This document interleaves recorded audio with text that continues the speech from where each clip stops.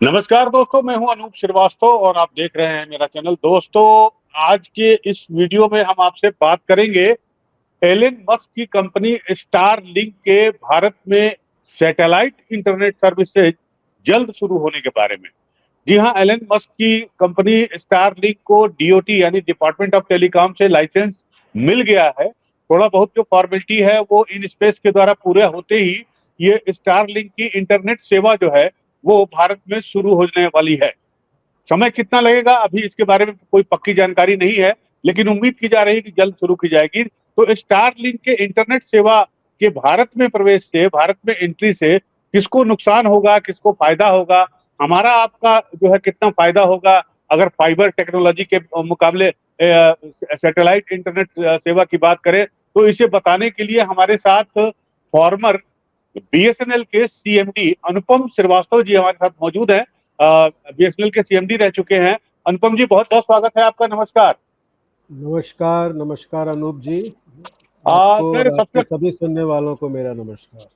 धन्यवाद सर। सबसे पहले तो मैं हम जानना चाहते हैं आपसे सर कि आप तो इतने बड़े पोस्ट पे रह चुके हैं बीएसएनएल में। टेलीकॉम कंपनी बीएसएनएल भारत की तब सबसे बड़ी कंपनी हुआ करती थी। सर, जो ये एलन मस्क की स्टारलिंक आ रही है, इसकी जो सर्विसेज है और आज की तारीख में जो हम इंटरनेट की सेवा ले रहे हैं जियो से, एयरटेल से और यहाँ तक कि बीएसएनएल से, तो इन दोनों सेवाओं में अंतर क्या है अगर सर्विसेज के हिसाब से देखा जाए तो?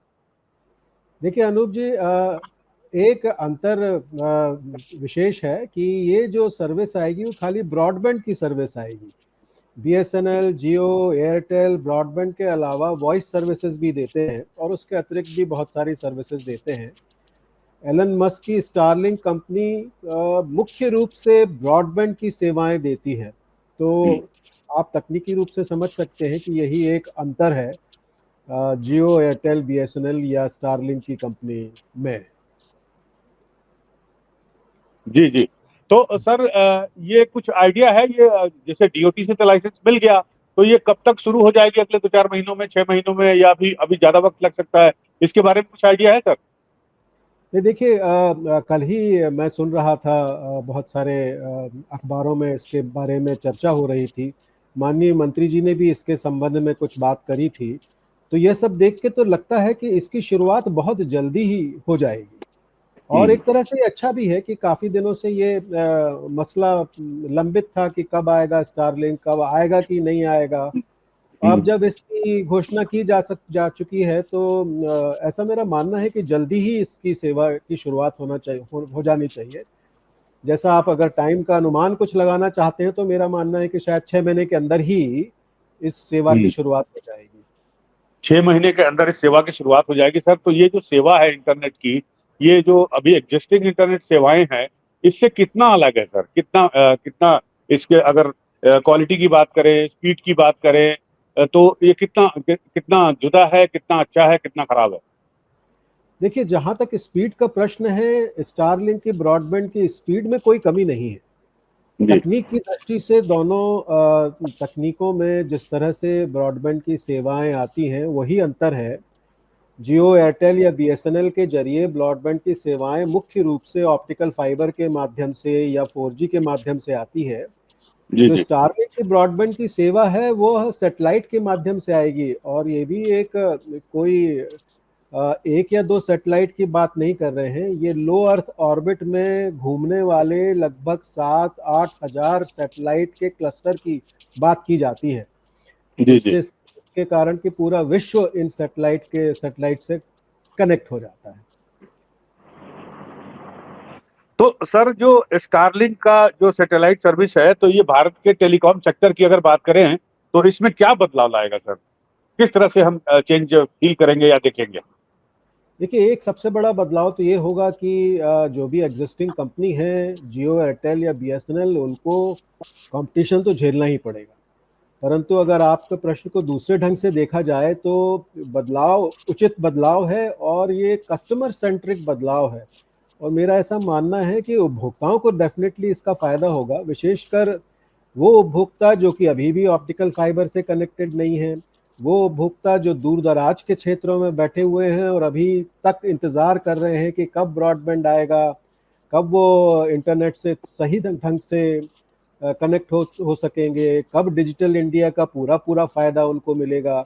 तो इस तरह से मुझे तो ऐसा लगता है कि कस्टमर के हित में ब्रॉडबैंड होगा। हालांकि जियो, एयरटेल और बीएसएनएल तीनों को एक कंपटीशन का सामना तो करना ही पड़ेगा। जी जी सर। तो सर इसमें स्पेक्ट्रम को लेकर जो है एयरटेल और जियो ने सवाल उठाए हैं। उन्होंने कहा है कि जो लाइसेंस दिया गया है और हम लोगों ने जो नीलामी में खरीदा है, तो इस ये जो है उनके फेवर में नहीं है, मतलब उनके इंटरेस्ट को नुकसान पहुंचाएगा, पहली बात। दूसरी बात की जो TRAI है, telecom regulatory authority of India, उसने 5 साल की जो है वो अवधि सुझाई है इसको, स्टारलिंक को। तो आप मुझे मेरे दो सवाल है, एक तो एयरटेल और जियो को ऑब्जेक्शन क्या है, और दूसरा कि 5 साल की अवधि क्यों मिली है।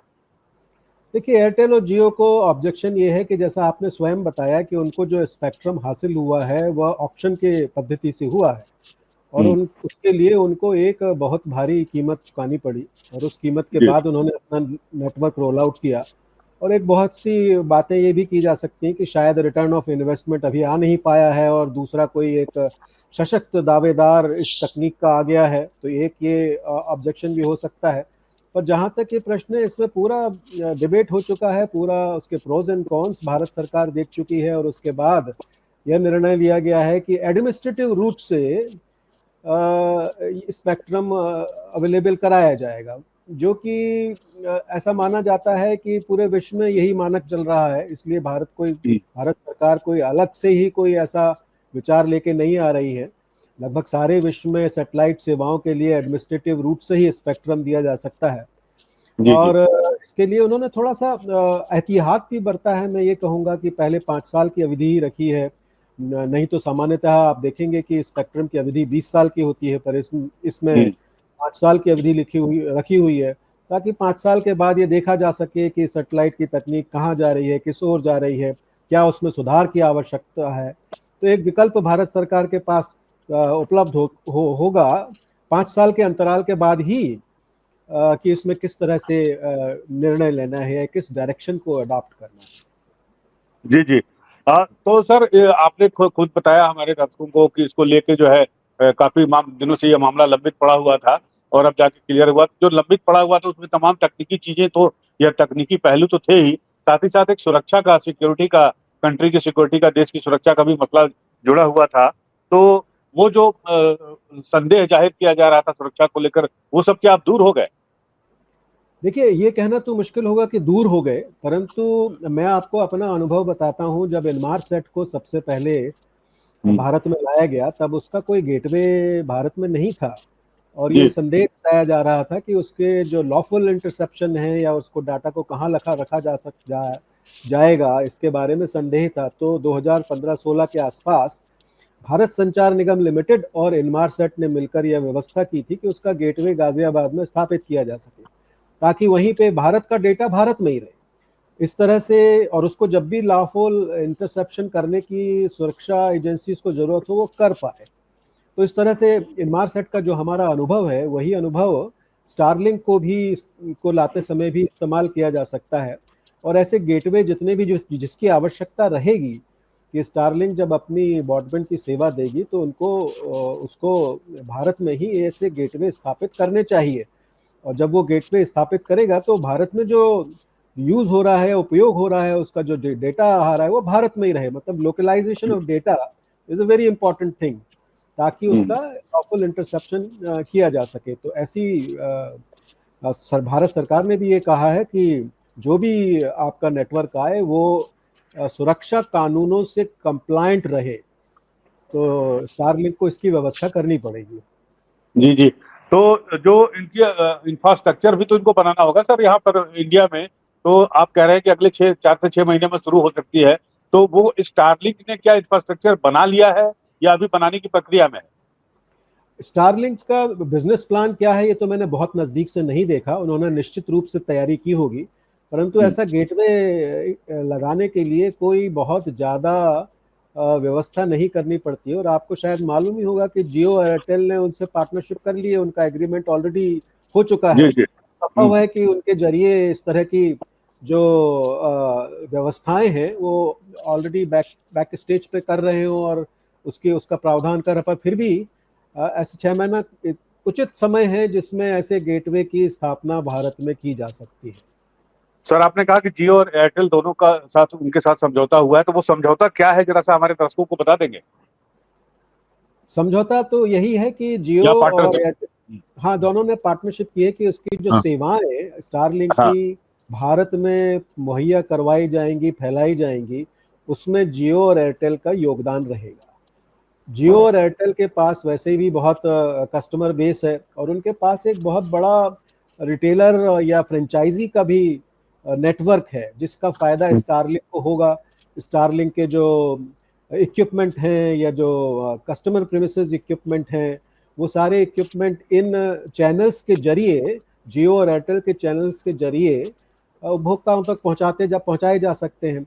और इसके अतिरिक्त जियो और एयरटेल ये भी बता सकता है कि कहाँ पर उनकी सेवाओं की दरकार ज़्यादा होगी या ज्यादा जरूरत रिक्वायरमेंट होगी। ज़्यादा होगी। ऐसी जगह जहाँ पर उनका नेटवर्क नहीं पहुँच पाया है, तो उस एरिया को पहले कवर किया जाए।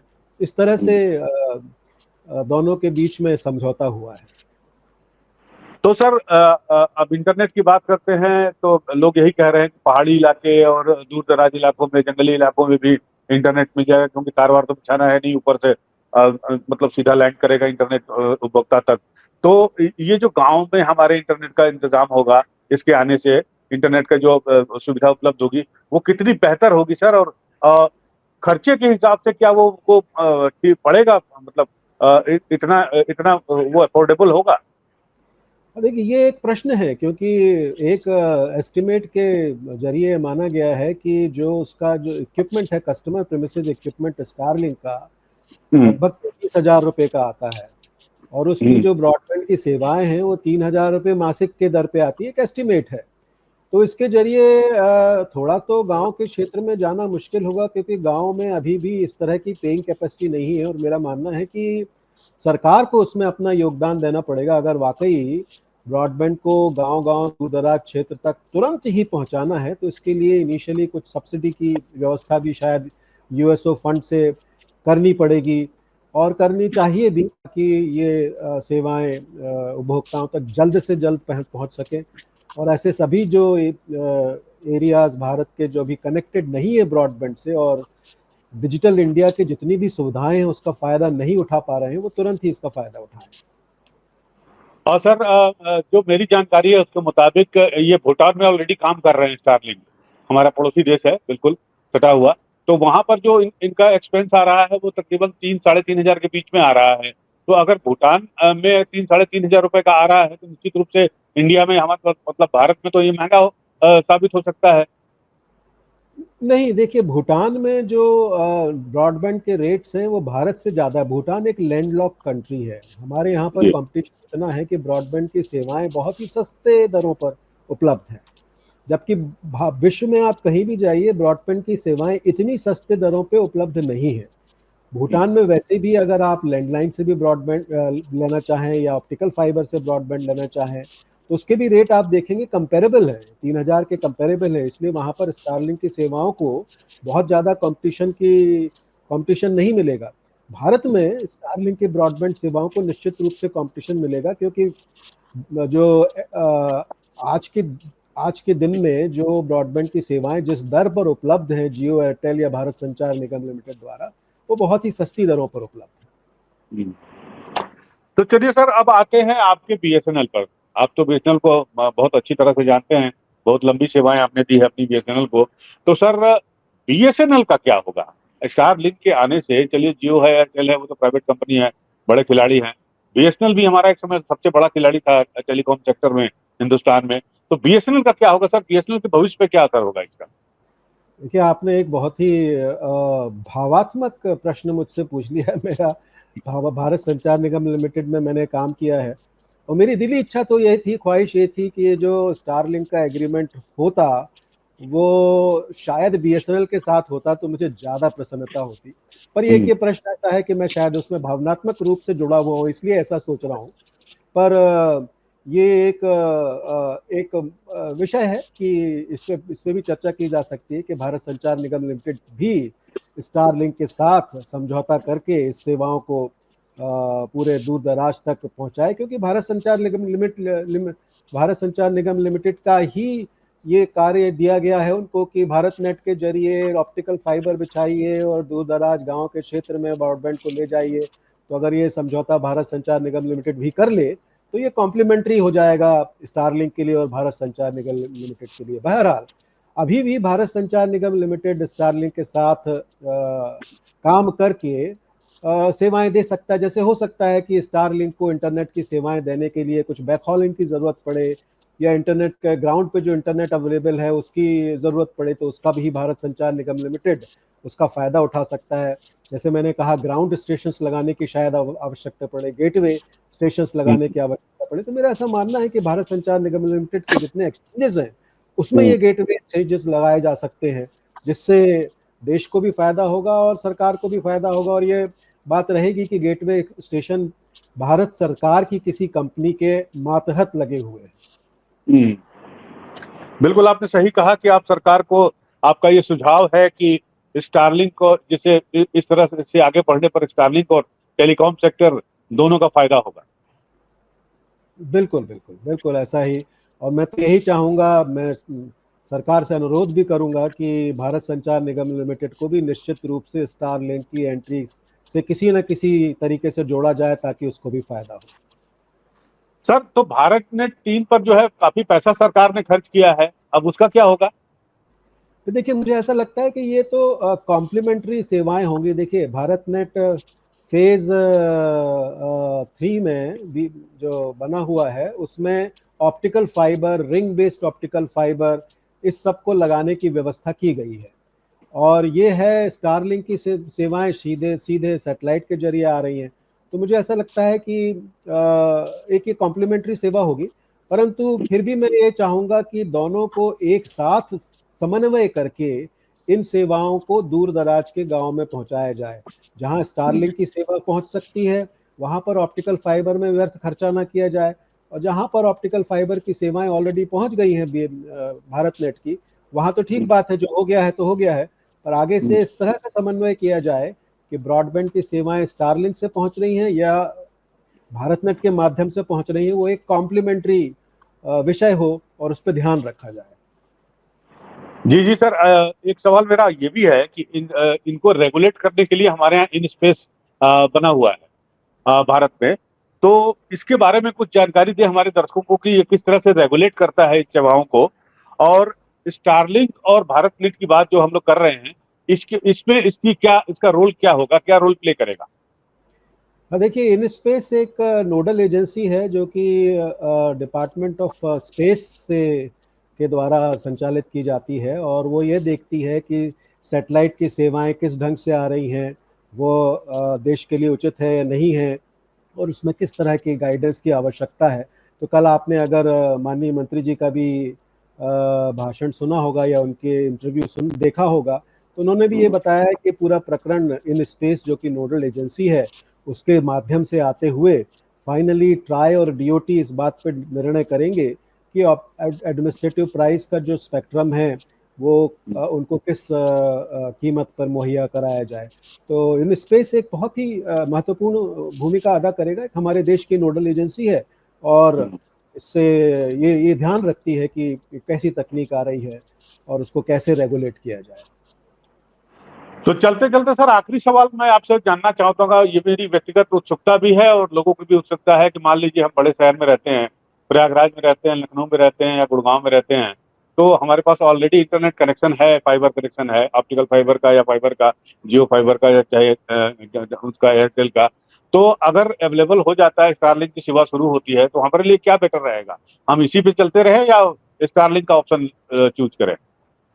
देखिए, स्टारलिंक की अभी तो मुझे मेरी समझ में स्टारलिंक की जो ब्रॉडबैंड सेवाएं हैं वो दूर दराज के क्षेत्रों में जहां पहुंचा नहीं है ब्रॉडबैंड वहां के लिए उपयोगी है। और मुझे ऐसा लगता है कि भविष्य में स्टारलिंक की सेवाएं बड़े शहर में टियर 2 टियर 3 या मेट्रो सिटीज में भी लोग उसको पसंद करने लगेंगे। जब एक बार सेवाओं का विस्तार होगा तो उसकी कीमत में भी कमी आएगी, और जिस समय वो कीमत इस स्तर तक पहुंच जाएगी कि वो टेरेस्ट्रियल नेटवर्क से कम्पीट करने लगे, तब उपभोक्ता है वो दोनों ही सेवाओं को इस्तेमाल करने के लिए उत्सुक रहेगा, और जो भी उसको बेहतर सेवा देगी उसके लिए वो उसको अडॉप्ट करेगा। अब स्टारलिंक में महत्वपूर्ण बात यह है कि इनके 7000 से 8000 लो अर्थ ऑर्बिट के जो सैटेलाइट हैं वो हमेशा जी उपलब्ध है। ऐसा माना जाता है कि उनकी सेवाओं में व्यवधान कम होता है। तो जी जी। देखिए क्या होता है, ये तो एक भविष्य का प्रश्न है। चलिए, ये थे बीएसएनएल के पूर्व सीएमडी अनुपम श्रीवास्तव जी। अनुपम सर, आपने हमें समय दिया और हमारे दर्शकों को स्टारलिंक की सेवाओं के बारे में जानकारी दी, ब्रॉडबैंड इंटरनेट के बारे में जानकारी दी। बड़ी अच्छी जानकारी दी आपने। आपने समय दिए, इसके लिए आपका बहुत बहुत धन्यवाद सर। थैंक यू सो आपका मच। भी बहुत बहुत धन्यवाद, आप सभी का बहुत बहुत धन्यवाद। और आप हमसे जुड़े रहने के लिए सब्सक्राइब करें YouTube पर, फॉलो करें Twitter पर और लाइक करें Facebook पर। और ज्यादा जानकारी के लिए आपको टाइप करना होगा सिर्फ न्यूज नशा।